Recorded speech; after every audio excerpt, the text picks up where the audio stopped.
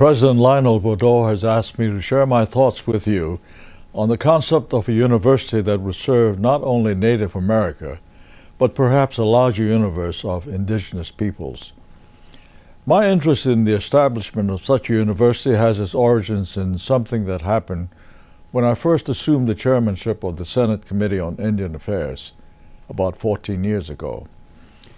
It was appropriations time, and we were trying to secure a high level of funding for the tribal colleges, so I asked the committee staff to provide me with some comparisons in the funding that is made available to other colleges.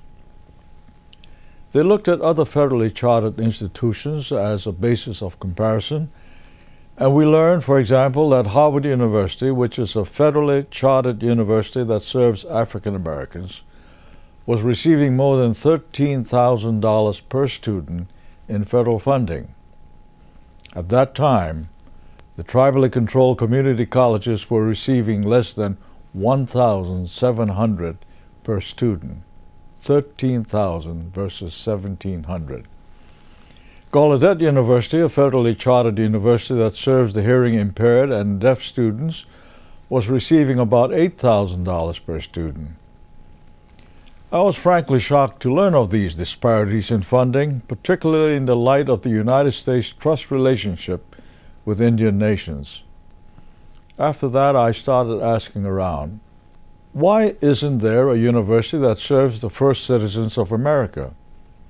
Shouldn't there be a university that would address the many educational needs of Indian country? I must say I was a little surprised at some of the reactions my questions elicited. Some people seemed very cautious about establishing universities to serve Native America. Perhaps some thought that it might compete with or undermine the tribal colleges whose funding was already meager. But I think that over time, more people in Indian country have revisited the concept of a university and are more receptive to at least discussing the idea.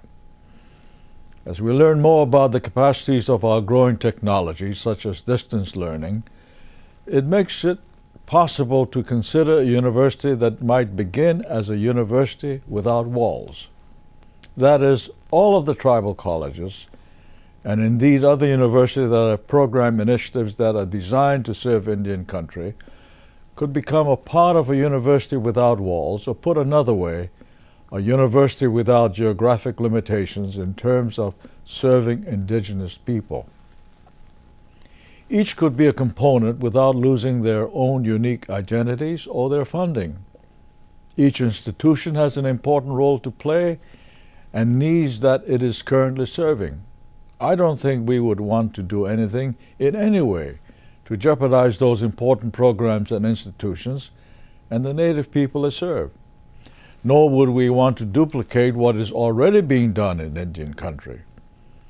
But we have solid evidence of the critical role that tribal colleges and universities have played in bringing higher education into the lives of Native people who would not otherwise have the means of securing access to higher education opportunities. It seems to me only logical that we would want to build on the strong foundation. Why shouldn't there be a university that has a law school and a medical school and a school of social work where Native people can learn in an environment that is respectful of and sensitive to their cultures and their traditions, their values, and their unique histories? Personally, I think it is time we move these discussions forward.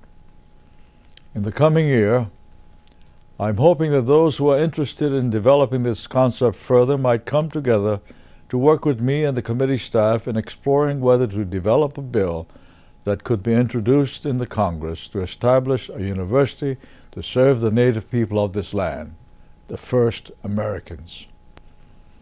Your ancestors gave millions of acres of land to this country, and you and your forebears have served in the armed forces of this nation in numbers far in excess of any other ethnic group on a per capita basis.